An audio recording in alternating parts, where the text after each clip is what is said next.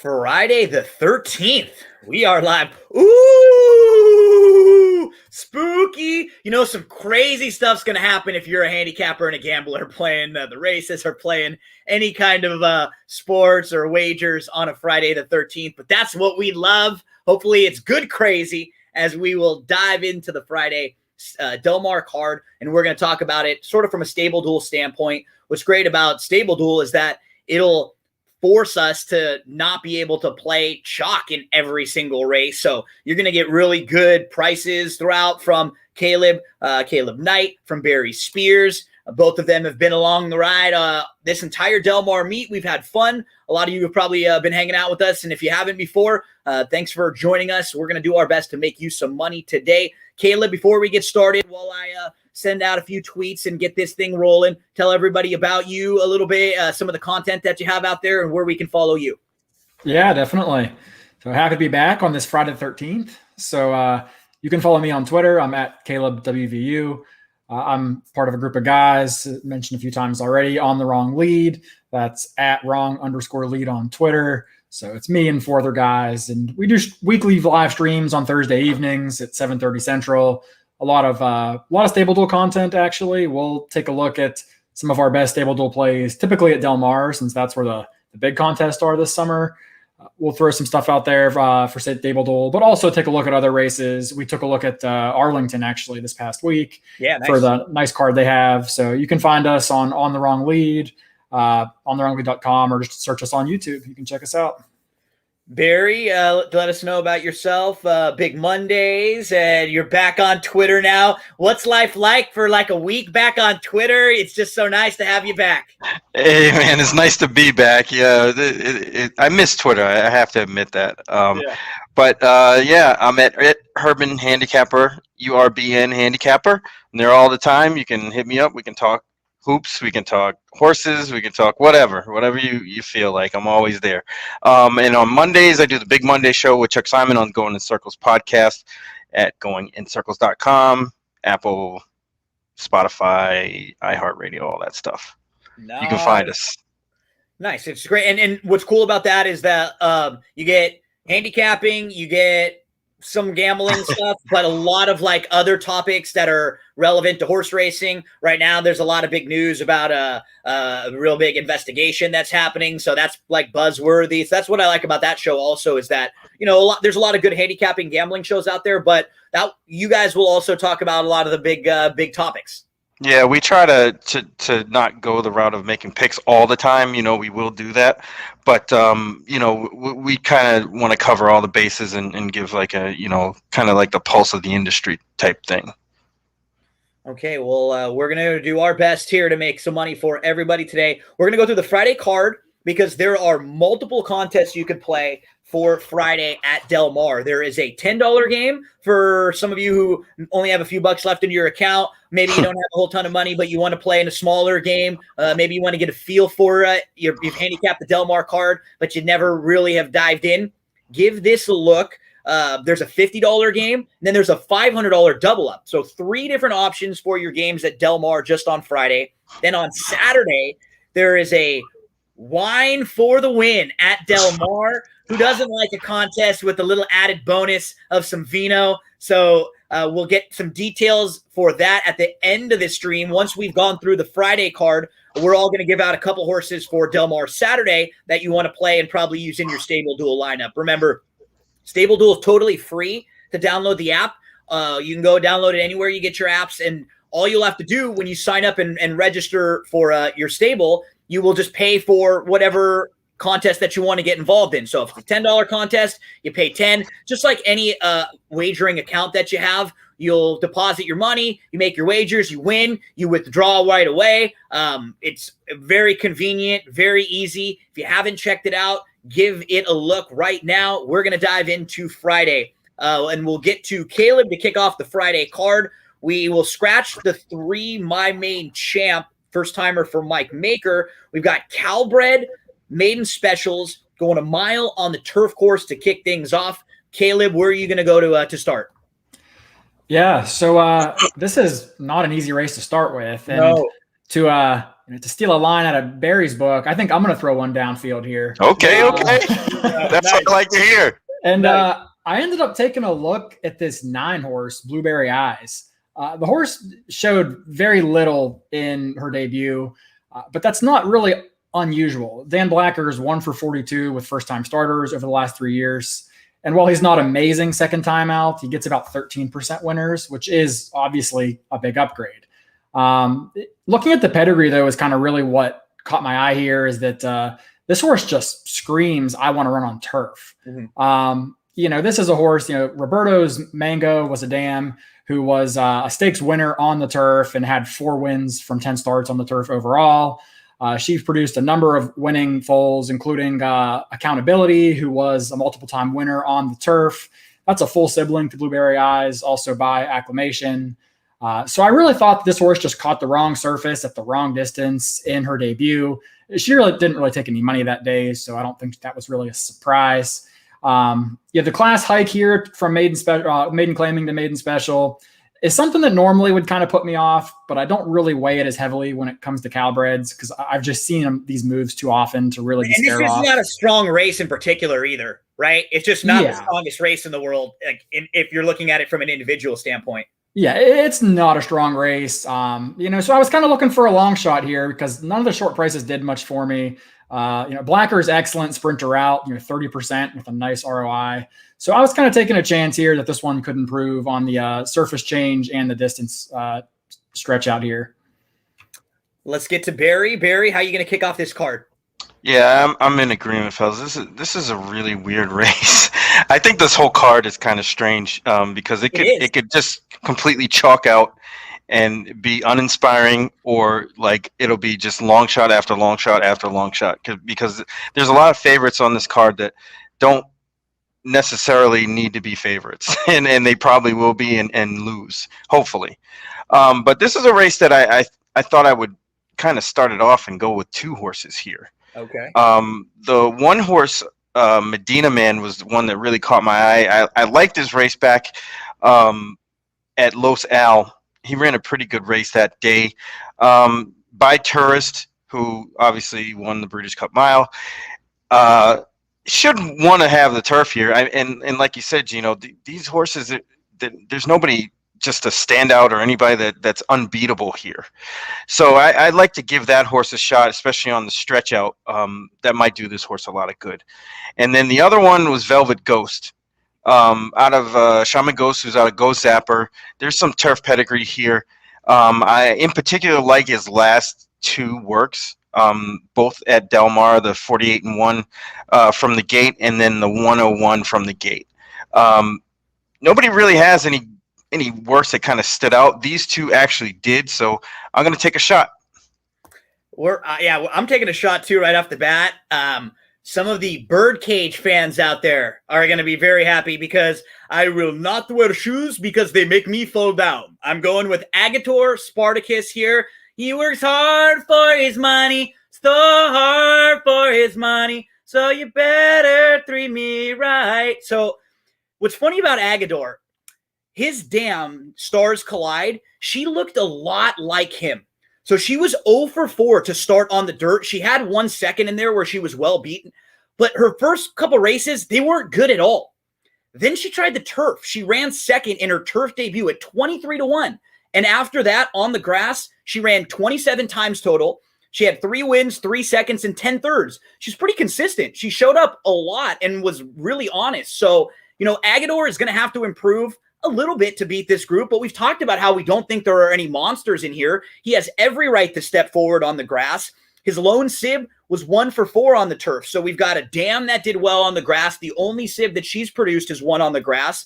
And look at the races that Agator actually comes out of. In the debut, he's behind a horse named Big City Lights. Big City Lights crushed and then comes back to win by 7+ lengths in a stakes race next out. Career start number 2, Agator Spartacus hooks Rock and Rye. Rock and Rye was actually in that debut race, but he comes back on after the May 30th win, and he wins the graduation stakes next out by 4. And then in his most recent race, he hooked a horse named What in Blazes, who was a very impressive open-length winner. So I think he might have hooked 3 pretty nice horses, and now he's catching a field that's not that strong. He's bred to improve on the grass. And I get to talk about the birdcage a little bit with Agador Spartacus here. So I'm going to have to throw that one on a little bit later tonight. Give me a laugh there with some Robin Williams and Nathan Lane. So race number 1 at Del Mar. We'll all have some fun here kicking things off. And it's not a race where, absolutely anything can happen. There's no real standout that I need. Obviously Distorted Diva ran well, but that was sprinting 5 on the turf. Could be a whole different ball game going long in here. So we take some shots in the opener, and we move along from race number 1 to race number 2. So we don't have a very big field in here, just a field of 5. It's a 50,000 starter allowance going a mile on the main track here. Barry, what are you going to do in this short field? Yeah, I went through this field top to bottom, and I was thinking that literally every horse here there's a scenario where the horse can win. And so that means like everybody really has like almost like a 50% chance to win. But I kind of threw my hands up here and want to play the second choice Trouville. This horse actually ran pretty good the last couple of times and just got a little bit unlucky. And maybe with a little bit of luck today, and hopefully we can get some form here because, that horse is going to need a little bit of pace to run into. Mama Superior was one that I really took a long look at because of the pace scenario. That horse, might take them a long way, but I still ended up on Trouville. Going with Top Rider, I think that horse is going to be tough coming in lane. Trouville at 2-1. Pratt aboard, who's been winning all across the country as of late. So that will cost you $9,000 in a short field. Caleb, how are you approaching this field of 5? Yeah, I thought it's kind of similar to Barry. I maybe didn't see it quite as wide open, but I definitely think 3 of the 5 horses could win, including Trouville, who he ended up on. I ended up on the favorite, Veroma. I really think the 3, 4, and 5 are all big contenders in this spot. And I had a hard time separating them. If I'm going from a StableDuel perspective, I think that Veroma is the likeliest horse to run her race. She's only a 3-year-old, so she has a little bit of upside, catches a little bit of a weight break. It's encouraging that, Bill Spar chooses to protect her first off the claim and put her in the starter allowance instead of running her back for a tag. And she's the only horse in here that's really proven at a mile on the dirt. I guess the 2 does have some back races at that distance that kind of makes her competitive, but not lately. Not lately. The 3 and the 4 are both horses that I think are very talented, but I just don't know that they're going to love the mile. Pedigree would suggest they'll be fine, but I just didn't want to take a shorter price or a more expensive StableDuel horse that is a little bit of an unknown. So even though I don't know that Veroma's a lock in this field, she's a little bit light in speed figures. I just think she's the most likely horse to run her race. So that's kind of where I ended up. I have a couple bombs later on the card. So this is actually a race that could be pretty pivotal for me because I think I might double up in this race because we're going to have to double up in a couple spots throughout this card. And I might spend a lot of my bankroll trying to get the 4 and the 5 home. This is such a Bill Spar, old school Bill Spar move, claims the horse, puts him on the bench just for a little while, get ready for Del Mar, and just primes for like a perfect spot, just really well spotted to get a victory. And then you got Samurai Charm. I think she's going to have a couple lengths on this field, I would imagine, and probably take them as far as she can go. So hopefully Samurai Charm gets out front, doesn't have to go too far. Maybe Veroma comes and nails her late. They run 1-2 in here. I can't get too creative or anything outside the box in this field of 5, but I promise you, I've got a couple for you coming up. It's what they call a tease. That's what they call a tease there, folks. Yeah. We move along to race number 3. We've got another Calbred maiden special weight here, 5 furlongs on the turf course. This time we will start with you here. Caleb, how do you want to get through this third race? Yeah, this is not a place I'm looking to get particularly creative. I think the 4 Mamba Queen is your most likely winner. She has a race as a 2-year-old that is one of the fastest races in this field. With any type of logical improvement from 2 to 3, she should really have a pretty big edge over this field. These 5 furlong turf sprints have been overwhelmingly won on or just off the pace. So I'm really looking for a horse that's going to be forwardly placed here. If you wanted to look for cheaper horses, I thought there was maybe 1 or 2 that you could take a flyer with, but I personally felt that Mamba Queen was by far the most likely winner here. Barry, who are you going to get to in race 3?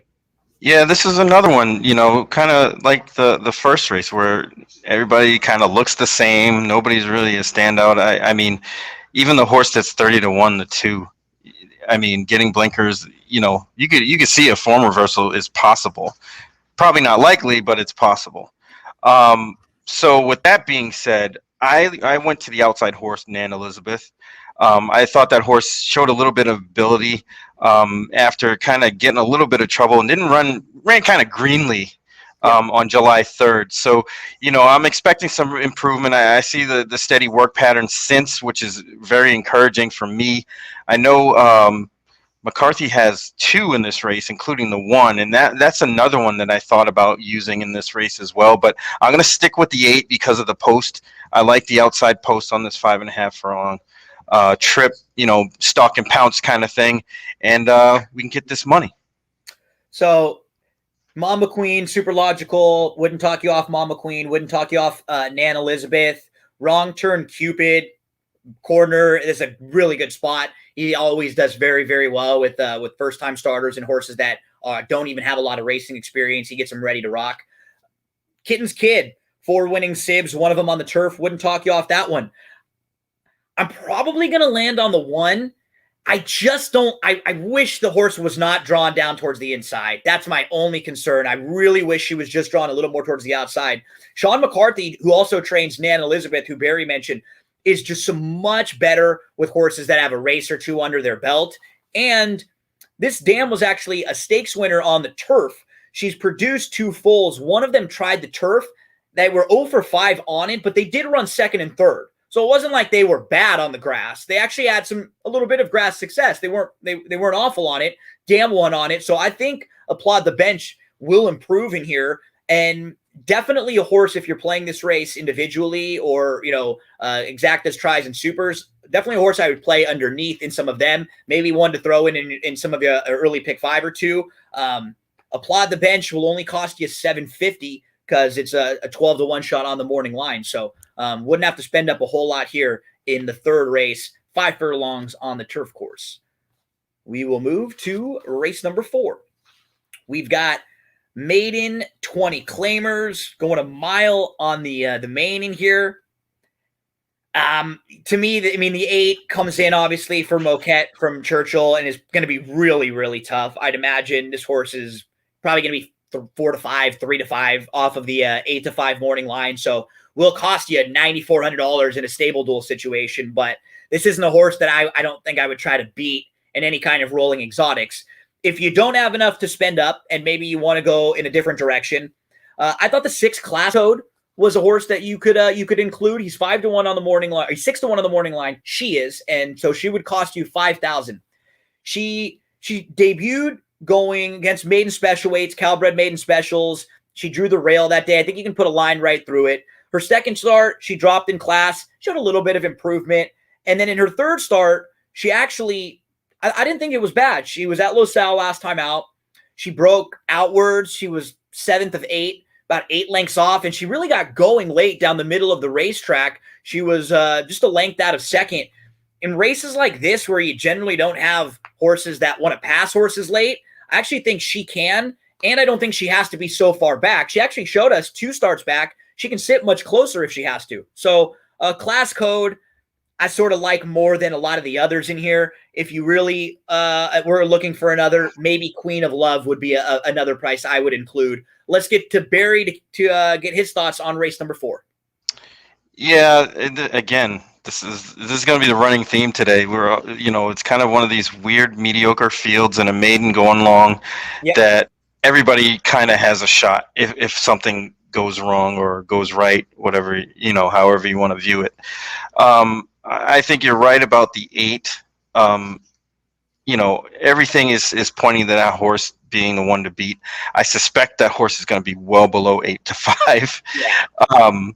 but I wasn't too enamored with that horse. It seems like a lot of these East Coast shippers have kind of fizzled out a little bit.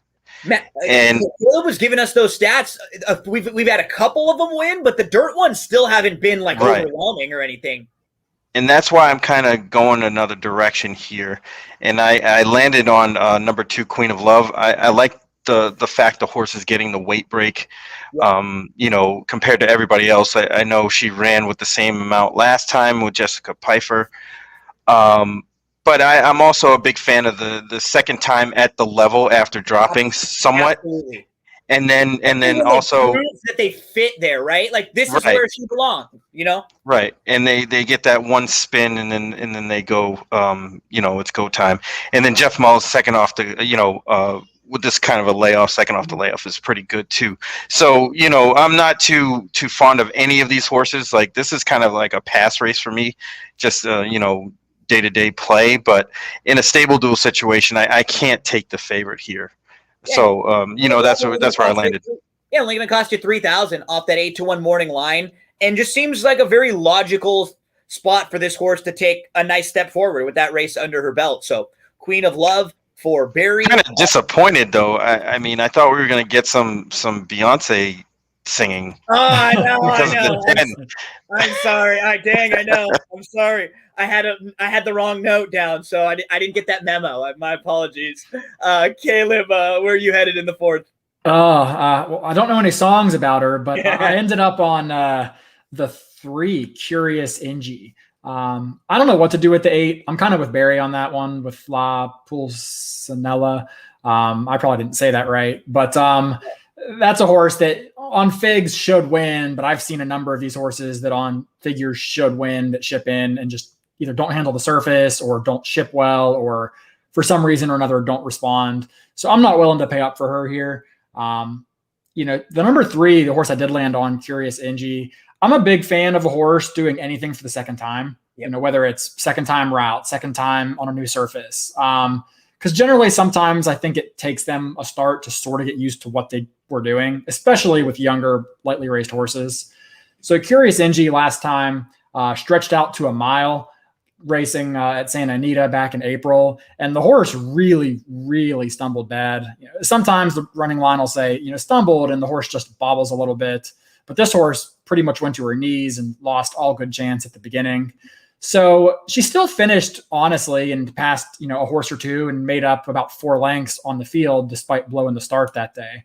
So I'm willing to give her another shot. It looks like she's really been working well. A couple of works back, she has that 47-2 bullet at Del Mar. It's been a steady work pattern pretty much since June, suggesting she should be a little more fit here. So I'm pretty, I wouldn't say I'm excited to bet her, but at 6-1, I think that she offers some value in a race where I wasn't really sure where else I could go. That is race number 4 as we move along to race number 5 now. So second half of the card, we've got another Calbred race here. They're going to be going a mile on the turf course. So here's where I'll get a little bit crazy. So and honestly, I actually think this horse is going to be bet down off of a morning line that is 30-1. I'm talking about the 3 in here, Tiger's Arrow. So Tiger's Arrow debuted on July the 23rd at Del Mar in a race just like this, going a mile on the turf course, Calabreds, was 61-1. And so people will probably look at this horse and kind of dismiss him right away. But keep in mind, we've discussed this now weekly on this show. Michael McCarthy is so much better with horses second time out than with horses that are making their debut. A lot of time, you just are going to get incredible improvement from start 1 to start 2. So we could expect a little bit of that. He adds the blinkers to this one, which I also think is a positive. Get a little bit more focus. Now, let's go to the race. He was beaten 10 lengths. He got bumped at the start. Then he ran. So bumps at the start, and then he kind of recovers, and he starts to move, and then he runs right into some traffic. So trouble twice right off the bat in the first furlong. So he's 10th. He's about 8 lengths off, and he starts moving well on the inside, but he's got nowhere to go. He tries again to find room, but again he gets shut off. Now, he probably isn't going to win the race, but he could have been a lot closer. This was a first-time starter going long that had trouble 4 different times in a race. And now he's going out for a barn who's going to improve him second time out. He adds the blinkers. I thought that race was a lot better, could have been a lot closer. If he's, 5th, beaten 4 lengths, probably looks a whole lot different in this race as far as how people are going to play a horse like this. And in a StableDuel situation, let's say he does get cut in half and he's 15-1 or even 10-1 or something like that. Hey, I just paid for nothing. He's going to cost me $50 to use in StableDuel. So I basically get the opportunity to spend up, like I said earlier, in that field of 5. I can double up there.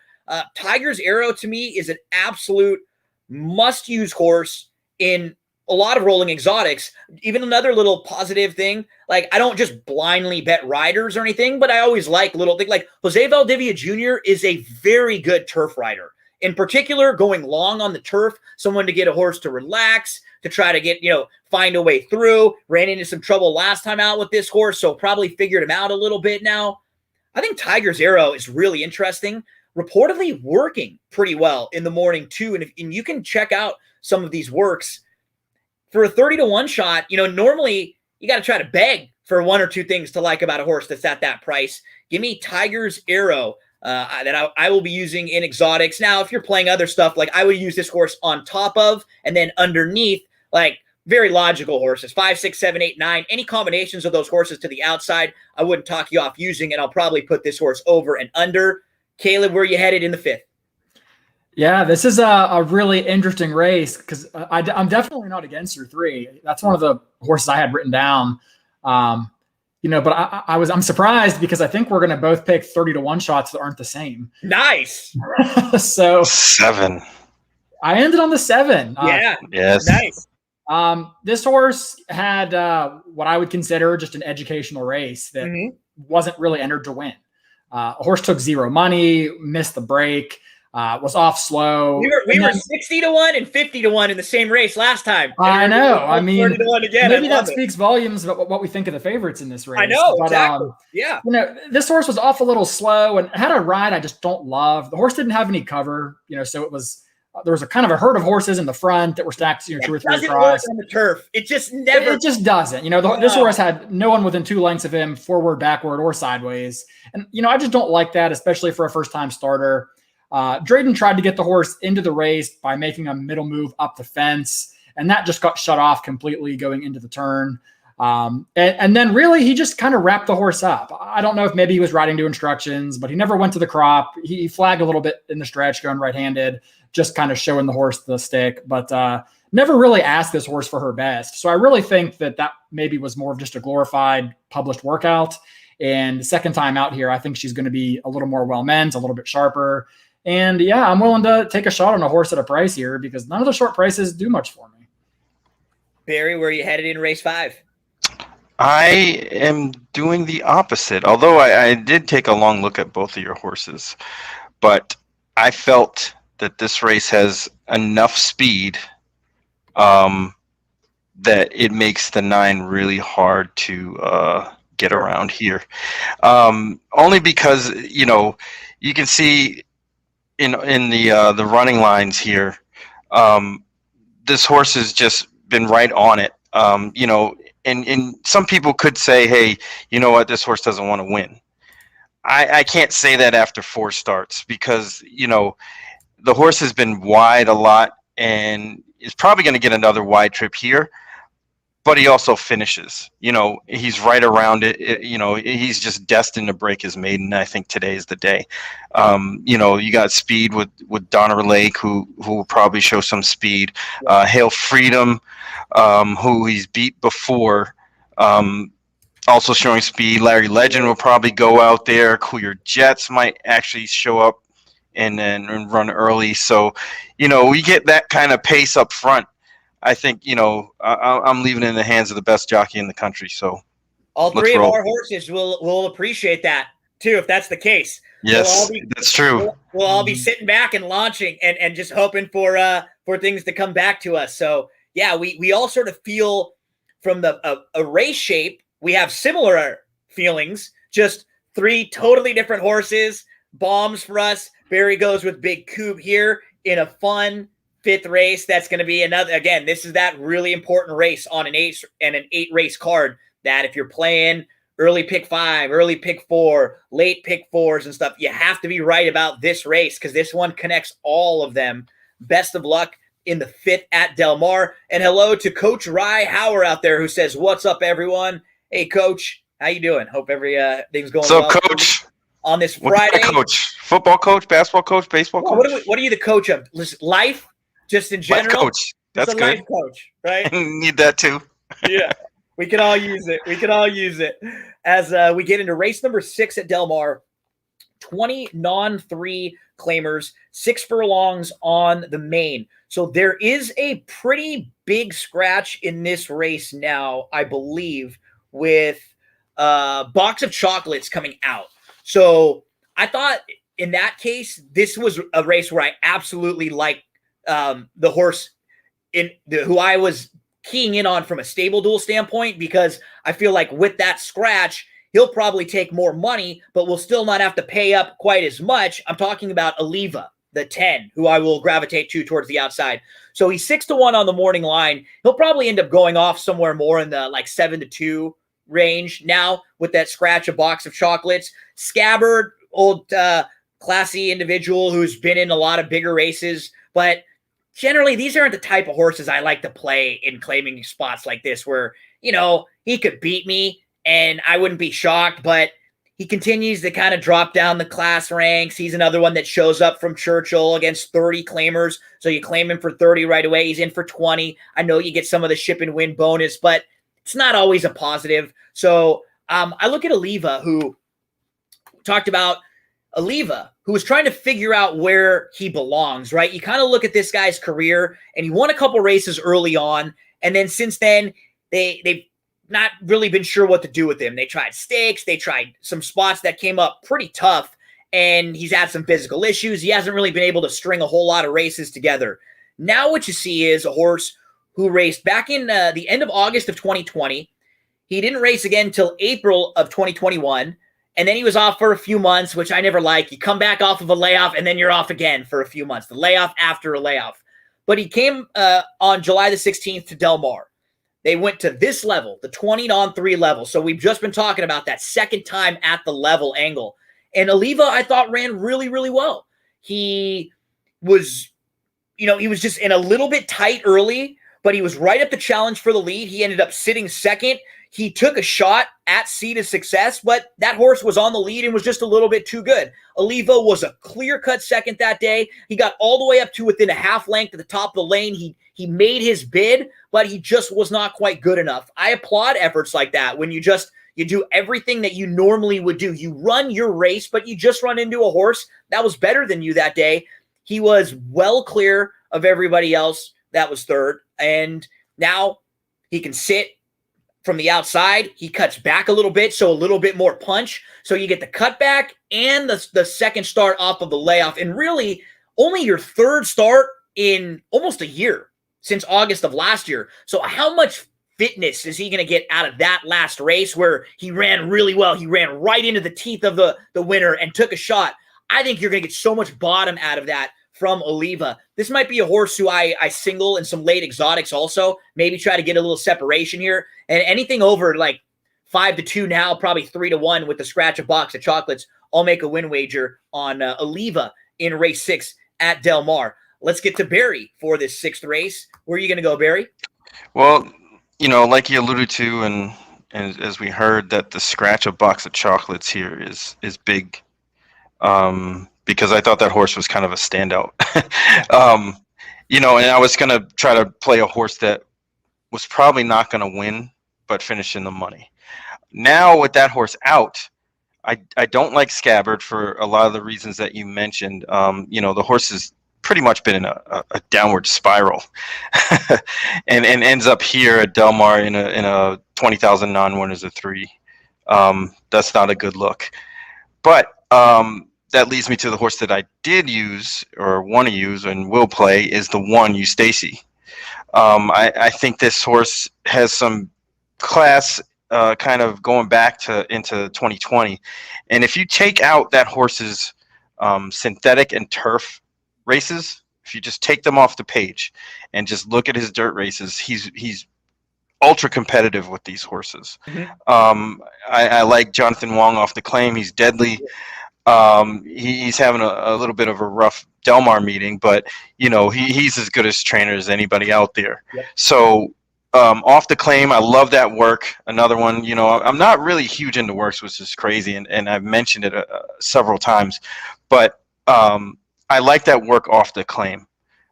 New situation, right? New barn, new equipment, off of the bench, first time. Something's working. Situations, right? Right. Yeah. Something's working. So, that's what I like to see. So, at 12-1, I'll take a 750 here. No problem.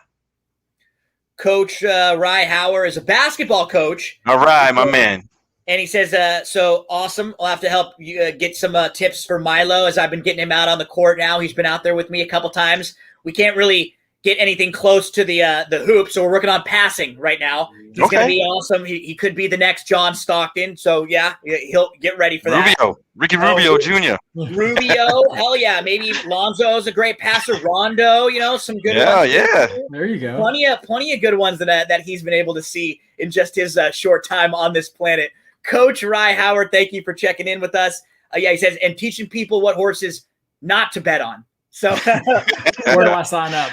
Yeah, so he's a multi-purpose coach. It's nice to know that if basketball doesn't work out for you, you can get a gig teaching people who not to bet on, Coach. So thank you for checking in with us today. Best of luck on this Friday for you. Caleb, race number 6, where are you headed? Yeah, this was after the scratch, this race got a little bit tougher, I thought. I definitely took a long look at your horse, Gino, Oliva. I like that horse here. I went with a different horse just for a cheaper value, I think. In this race, but from the same last out race, that July 16th event. And I actually went with the 7, Rebel War. Yeah. So another price play here. This is normally not the kind of horse I would gravitate towards, a 7-year-old in a, N3L kind of a claiming race. But the horse doesn't have a ton of starts, clearly has some soundness issues, missed all of 2018, missed all of 2020. But his last couple of races have been fairly consistent. And when I look at this horse, I see a horse that doesn't want to run a step past 6 furlongs. Honestly, 5.5 or 5 might be more in his wheelhouse. But, I think the last 2 races that he ran at 6.5 were not very good, but I just think that's too far. And I know a 16th doesn't sound like a lot, but for some of these horses, that does make quite a bit of difference. Like this with his running style too, because he's going to be forwardly placed and up in the mix. So when he's giving it his all, he just fades that last half a furlong. It doesn't matter. He could get beat by a neck or 50 lengths. It's all the same at that point. Exactly. When a speed horse quits, it doesn't matter if they, lose by 3 or lose by 30. And at that point, to me anyway, me too. Yeah. I think this horse gets the lead. There's some other speed in here, but I think this is probably speed of speed. And I love the jockey change to Maldonado. I think he's a much better front riding jockey than Tyler Bass. And I think he's going to get this horse, aggressively out of the gate, put him on the lead, and might just be able to take this field gate to wire. I mean, I don't know that he's really quite that good, but bad horses don't like to pass bad horses. So I kind of think that the one in front might be the one that I want to have. So I'm going to go with Rebel War. Nice. I like this one. Getting off the rail, getting Maldonado, speed, plenty of things to like with the cutback here. Rebel War for Caleb in race number 6 as we head to race number 7. So it is 5:40 Eastern time, 2:40 Pacific time. You still have an hour and about 15-20 minutes or so to get your handicapping done, to get your lineups in. Remember, 3 different contests that you could play at Del Mar today on Friday. There's a $10 game. So if you just have a few bucks and maybe you want to play and see what we're talking about and maybe use some of the horses that we've said, maybe you handicap this card and you're ready to rock. You want to play in one of those $50 or the $500 double up. Plenty of options there for whatever kind of bankroll, whatever type of player you are, big or small. It doesn't matter. $2 or $2,000. It's all really irrelevant because what's 2 to someone is 2,000 to somebody else. what we're going to do here is we're always going to try to just pick some winners for you, make sure that we're going to get the best value for you on horses, right? And we're going to do our best. It doesn't matter what kind of a player that you are. Don't hate the player, hate the game, right? That's what it's all about. No, that's kind of backwards, right? Strike that, reverse it, I feel like, as we move into race number 7 at Del Mar. We're going to go 5 furlongs on the turf course. We scratched the 1 River Tiber, and I thought that there's one horse in here that just looks really well spotted, and that's Harbor Memories to me. Harbor Memories has been very good when he was sprinting. And last time out, he had run well, back-to-back races, going 6.5 furlongs. It makes total sense why you take a shot in a race like the Oceanside. You see if you can stretch out a little bit. You're running for some bigger money. It's the start of a longer turf series. So it's almost like you got a sharp horse, you take a shot in the Derby. It's sort of like that for a local horse here who's good on the grass. It's like, oh, sure, we're going to take a shot here because if he runs well, we got a couple more prep races we could run in. We could run for big money. And you know what? He ran better than it looks. And it was just like we were talking about with Caleb, with a horse that is probably beyond their scope distance-wise. Once they stop and they just start backing up, I don't mind how far they were beat. So Harbor Memories in the Oceanside was only 5-1 in that race too, in that stakes race. He had a good start. He was inside. He settled 4th. He was only a couple lengths off. And then things got really tight down there. He had to back up. He ended up losing a couple lengths. His running line is a little bit weird. He's back to, the third flight of horses. Then he ends up moving into contention again, but he doesn't really have anywhere to go. He wasn't going to win the race, but he probably would have gotten closer into contention before fading late. So Harbor Memories, I think, will really enjoy this cutback. He's going to get a little bit of class relief. Now, remember, it says it's a restricted stakes race. Yeah, it's restricted to 3-year-olds. It's not like a Calbred stakes race or anything like that. So Harbor Memories to me feels like he's really well spotted in this race too. And just the way the race shapes up, right? Good with People, Commander Kai, Love My Jimmy, Paso Creek, Willie Boy. There are versions of this race where all of them are going, or all of them are doing their best to try to go. And then it looks like Beer Can Man and Harbor Memories are the horses who really benefit from that kind of a trip. Give me Harbor Memories in here. Probably another horse that I can build some late exotics around and single in and maybe spread around, because I definitely want to use a couple of the horses on a different ticket in the 6th race that Caleb and Barry had mentioned. So let's start in the 7th with Barry. Where do you go in race 7? I landed on numero uno, River Tiber. Okay, I think he's out? Tiber is out. Okay. I just saw that a couple minutes ago, so I think the 1 is out.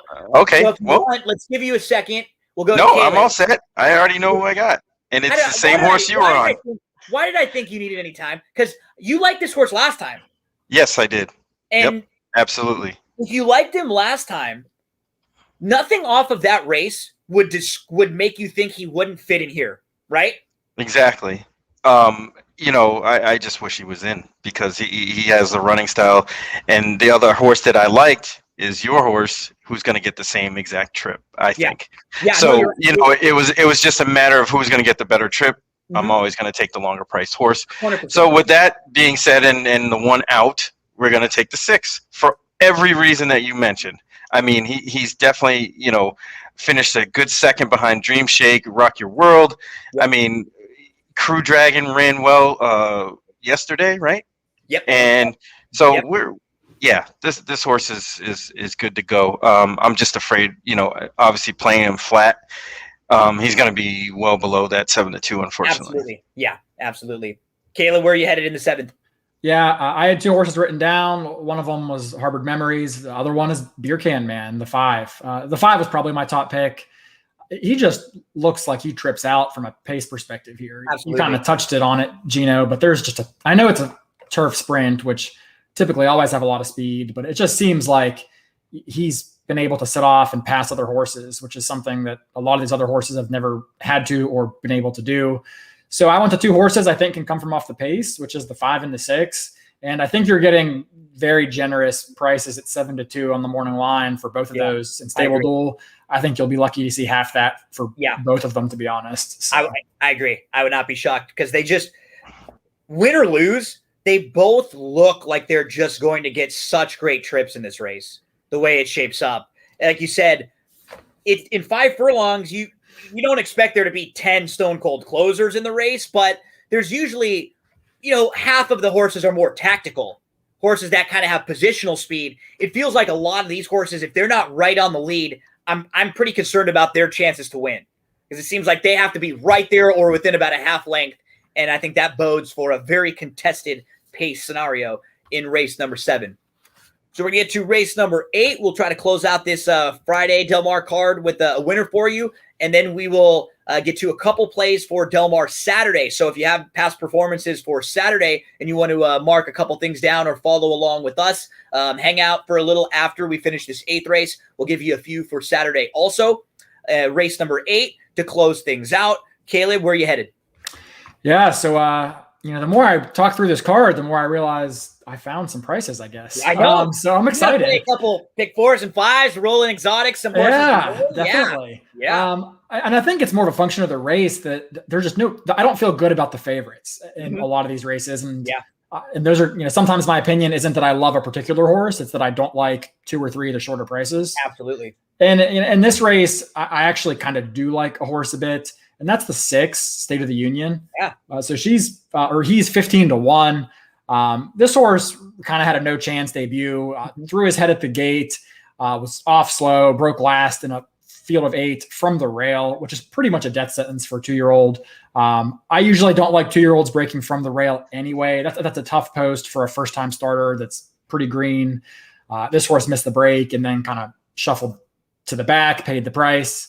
July 18th, I have is a day where the rail was not good on the main track, a bit of a dead rail, I think. So this horse ended up getting an inside trip and just really didn't do much running. I'm totally drawing a line through that. It's encouraging to me that this horse got claimed after first-time effort. I mean, that's definitely something that catches my eye. The horse also took some money in that debut, going off 6-1. So definitely was at least somewhat well-meant. Comes out of that race with a nice work, 48-3. So I don't read too much into the times, but at least shows me that he's no worse for wear. On that horse and that work are good too. Yeah, they're very nice. That seems like he really perked up. So he's a very good horse to throw into a late pick 4 situation. If you're alive and you're closing, it's always nice to have a horse who's double-digit odds, and you can look at one of those juicy payouts. It's always nice to get a look at one of them, right? Just to get the 15 or 20 minutes of kind of pondering it in your head, maybe the what if, Even if you have the chalk, you also want to have that 15-1, so you look at that will pay and see all them zeros. Yeah, my show that I was watching this week on the Disney Plus, What If, always a great one to pop in your head there. So Barry, where are you going to try to close out the 8th race? Same horse. All right. I like this horse. I actually bet this horse that day on July 18th. Yeah. Because it was a pretty good horse for the Y gods who kind of don't really ever put their horses in a maiden claiming situation first time out. So I knew there was issues with the horse, but he never got a chance, like Caleb was saying. He just never got a chance to toss his head. It was inside. And this is a much better spot for this horse after getting that first run. Jeff Bondi off the claim is as good as anybody. And the last work before this race was very good. Seemed to be improved. So it's go time. The other horse that I wanted to use 2 here is the 7 Kimmer. I thought that, and I think you're. He's out too. Oh, he's out. Jeez. There you're right. Yeah, he's out late. Yeah, these came out late. That one and the other one too, that I just was seeing a few minutes ago. So maybe a blessing in disguise. Right. Just keep me on the 6 and be happy. So there we go. That's what we're rolling with. State of the Union. From a rolling exotic standpoint, this race is State of the Union, I think, is a must-use. Chris Fix, a first-time starter for Miotti, who's pretty good with this kind of a situation, like debuting maiden claimers. The dam of this horse was a 4-time winner. She produced 3 sibs to race. 2 of them are multiple winners, so that's not bad. Like, that's enough in a maiden claiming race. You have a barn that's pretty good first time out. You have a decent enough work tab, and you have a solid enough pedigree for a maiden 32. That's not bad. State of the Union's working well. Eddie Spaghetti gets the ultimate equipment change. You get Peter Miller. I'd imagine this horse is going to get shotgun from the rail. Better. Rail draw. You're a first time gelding. First start off the claim. You got money. You were bet in the debut. I think the game plan's got to just be like, hey, let's just send as hard as we can. We don't want to try to get in tight and get cute. So that probably makes it a pretty quick pace in here. With the 1, the 3, You're My Boy Cat. I wouldn't really talk anyone off of using that horse. Obviously, very logical. Another one that you might want to use, depending on your budget. Hector Palma has always been very capable with first-time starters. Very, very capable, and especially in a spot like this where there's no monsters in this group. Nobody scares you. They can debut horses for maiden claiming prices, and they'll kind of fly under the radar a lot of the time, and they won't get claimed. Like, you know, if he debuted a horse in a maiden special weight and he's got a much tougher field, like this is probably a really good spot for the 2 Prince Hussar in here. So not an easy way to end the Friday Del Mar card, but we do. So yeah, you want to move that money from Kimmer over to, oh man, they just scratched my other horse. As I'm just going to talk about it, is the 4 Floyd Knowles. Look at this. I just saw it. Well, I guess it's just meant to be on the 6 because I was using 2 in this race, and Floyd Knowles was the 3rd horse, and I'm looking at it right now, and they just scratched him. Yeah, like literally just now. Floyd was definitely not scratched even a few minutes ago when I was looking ahead to each race, because when we do it, I try to kind of look ahead 2 races or so, because sometimes they come in so quickly or late. You know, the last hour or so, that last wave of changes. But is it raining down there or what, man? I was going to say, it's crazy. Not at all hot, looking beautiful, but yeah. So we're all agreeing that State of the Union is a really good horse to use in your late exotics too, or in a StableDuel situation. State of the Union will probably, if the 3 of us saw that was a no chance trip, working well, gets off the rail. So this horse will get cut in half, I'd imagine, you know, or get bet. That's a great horse to use in StableDuel, because if the horse ends up going off at much less than that morning line price, then we got great value. We ended up paying for a horse way, way shorter. So just one more time to remind you, for Friday, Del Mar, you've got a little over an hour. You can get in the $10 contest, the $50 contest, which has $2,000 guaranteed in prizes, and then a $500 double up. If you finish in the top 40%, I believe there, you double your money up. So you can check out all the details on Friday, over the weekend. It's like Saturday, 11 different contests at 6 different racetracks. It is a loaded StableDuel slate for Saturday, and one contest that I wanted to pump a little bit because, I mean, hey, I like to drink. You know, I like to drink. Let's just be like, we don't have to be any more than that, right? I'm Italian. I like some wine, and there is a StableDuel win for a wine for the win for the wine. Either way, right? I mean, you could do it strike, you reverse it. I'm doing my Willy Wonka again. You know, go back and forth. So to celebrate the Uncorked Festival at Del Mar, they're offering a bunch of different wines and vendors on track. StableDuel, they want to get in the fun, so they have their own wine challenge. It's the Wine for the Win contest on Saturday at Del Mar. So in addition to a big Saturday Del Mar contest already, this is going to be a bonus. You're going to win all the normal money prizes that you would in that $150 entry, $9,000 prize pool.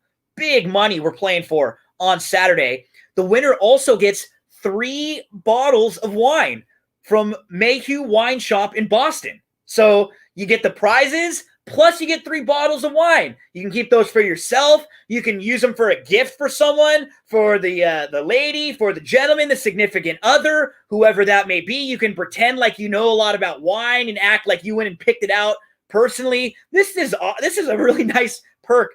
So you get thousands of dollars in a grouping of hand-selected wines. Remember, Del Mar starts at 2 o'clock Pacific time, 5 Eastern on Saturday. And there's also a couple other contests. There's a $10 entry. There's that $1,000 double up too. So big money games on Saturday. But for me, I'm taking a shot at that wine. I'm taking a shot. I got to get a little added vino for like today, right now, when I finish up this stream. I got a bottle that I'll be popping open in just a minute. Probably be at 2 or 3 bottles by the end of the night, but we don't have to worry about that now. But we do have to worry about is giving the folks a couple winners for Saturday for Del Mar. So let's start with Caleb. I know you guys on the wrong lead does a Thursday night live stream, and you mentioned at the beginning of the show where you covered Arlington, Saratoga, lots of big races around the country for this weekend. You guys always will generally talk about big stakes or like a certain sequence and many different racetracks too. So make sure to give Caleb a follow and check out a lot of the other stuff that he has for Saturday. Give us a play or two that you have for Del Mar for Saturday. Yeah, definitely. So there's 2 kind of horses I liked on the Del Mar card tomorrow. Both are in turf routes. I thought the turf routes tomorrow were pretty fun. Yeah. The first one is actually one I talked about a little bit last night on our stream, but it's the race number 6. It is the 12 horse Thrilling. We've talked about. I see landed on the same horse. We landed on the same horse. Out of any, and then what's funny is that the whole card, any random horse, and they both go to Thrilling. That's awesome. I love that. That's okay, insane. So Caleb, you give us a few, and then Barry, I'll give you a 30-second version and let Barry bring it home. To me, we've talked about McCarthy. He doesn't win a ton first time out. Yep. He's gotten better, but it still isn't a strength of his. This horse won first time out, which to me says she probably did it on natural ability and wasn't fully cranked. And it's at a distance that I think is way too short. I mean, I'm going to geek out a little bit over pedigree, but an Uncle Mo out of a Galileo mare, this horse wants to run all day. This horse does not want to go 5 furlongs or 6.5 furlongs. So I think that this horse is just going to love to stretch out to a 2-turn mile here. It has plenty of tactical speed, which I think is going to come in handy to overcome that wide post. And I think that this horse just makes a ton of sense on the stretch out here. So I'm going to use that horse quite a bit in some of my contests tomorrow. Barry, you are also on Thrilling. Can we get a Thriller? Give me a little dance too. Thriller. Thrilling for Barry too. Sniper, give us some of the reasoning why you landed on Thrilling. Oh, I think you're muted. Pretty much for all those reasons. I really like this horse on the stretch out. That was really like the main thing for me, and the tactical speed. I think this horse is going to be up close, be exactly where he wants to be. But actually, I was going to play a double here, like a big double, with the 6th and 7th race, Thrilling to Gerlax. Nice. Cold. That's it. Those are the only 2 horses I like. I mean, Beautiful. There's some others that are okay. That a lot of the other races I'm gonna kind of spread it out a little bit, but those are 2 that I really like tomorrow. So I'll give you 1 or 2 here, and then we'll get Caleb's final before we finish things up. In the 7th race, a horse who might be a little bit of a price, and at least in StableDuel, I think it would only cost you about 3,000 to use, is the 8 Fast Buck. So this horse is probably not going to get bet all that much because of the connections, but these are connections that know how to get a horse out of the gate very quickly, right? And they can get a horse, I think, to fire early on. Those workouts at Los Alamitos are pretty sneaky good. The dam of this horse won twice. There are 3 winning sibs, and nobody really terrifies me in this race. Just nobody scares the heck out of me. So Fast Buck is a little bit interesting. Also, I was in a movie called Chuck and Buck. You can check that one out on Hulu. Cheap plug. Oh. The guy who wrote and created that show White Lotus that's out right now, Mike. Oh, yeah. He actually was the star and wrote that movie. I was like 12 years old when I was in the movie way back then. I got some speaking role in it. It's a strange movie. It's a little off, but it was a Sundance. It did pretty well over there. So anytime I see him doing well, I get excited. He actually was a part of writing like American Pie stuff. Dawson. Oh, wow. Street. A lot of those writers, they've had a great career. And big shout out to gotta send me your autograph, man. I know. Look at me. I got to beef up my IMDb. I'm working on that so I can get that verification, that little check mark on there. That's all you have to do is put that out there. So you got an IMDb. Got to beef that bad boy up a little bit. So fast buck for me. Let me give you one or two others that aren't like outside of the box or that crazy, but maybe at least to use in some of your wagers. In the second race, I thought the 3 Luck of the Draw should really be able to get the lead in here if they send hard. I didn't love the trip last time out, and I think Rispoli is going to get a little bit more aggressive. There's just not a whole lot of pace in there. That one is 4-1 on the morning line, and I'll give you another that's probably a horse all like single in late exotics. Not necessarily one that you're going to get rich on, but in the 8th race, the stakes race, Neji Blanche is a very nice filly, and she's going to be able to save all the ground from the inside. She's going long on the turf. This is exactly what she wants to do. They've been waiting for a race like this because there just aren't a whole lot of opportunities in Southern California. So I think she should have a couple good races over the next few months coming up in some of these distance turf races. Keep an eye on her. Should be able to save all the ground from the inside.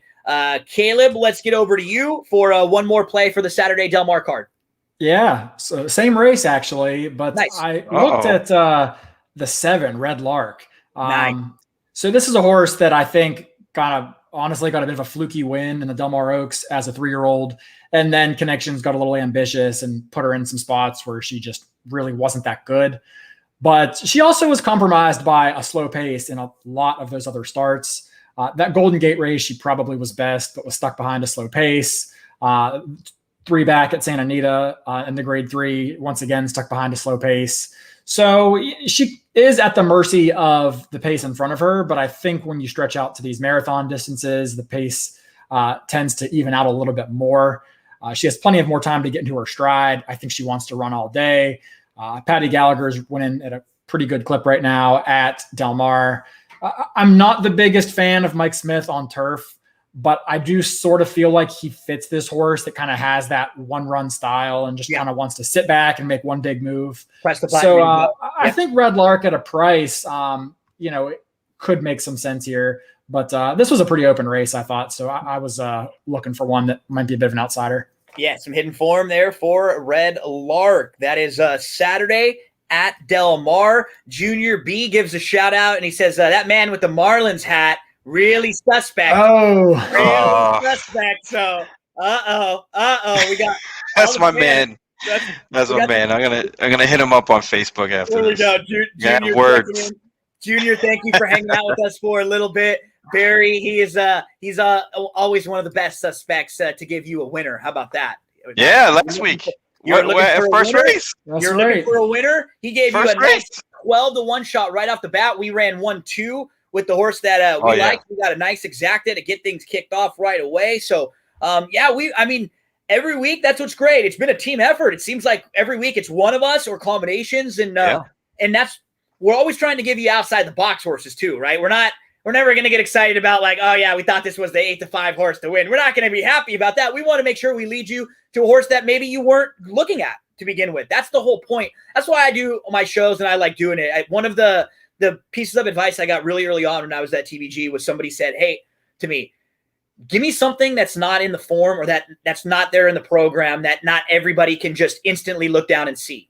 And for me, that ends up being a lot of time a race replay, a trip, something that happened there because I can kind of sniff things out that I can maybe think could have happened there. So that's always how I think we've done a really good job of the last month of trying to do that.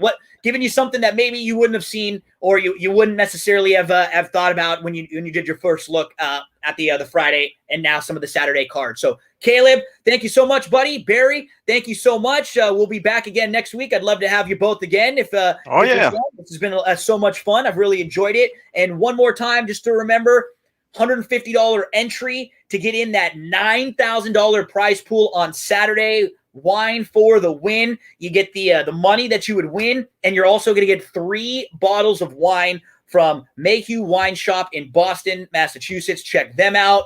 And don't forget, you got about 50 minutes, a little over 50, to get your entries in for today's Friday contest. Get those entries in and play, race, win. Have a nice weekend, folks.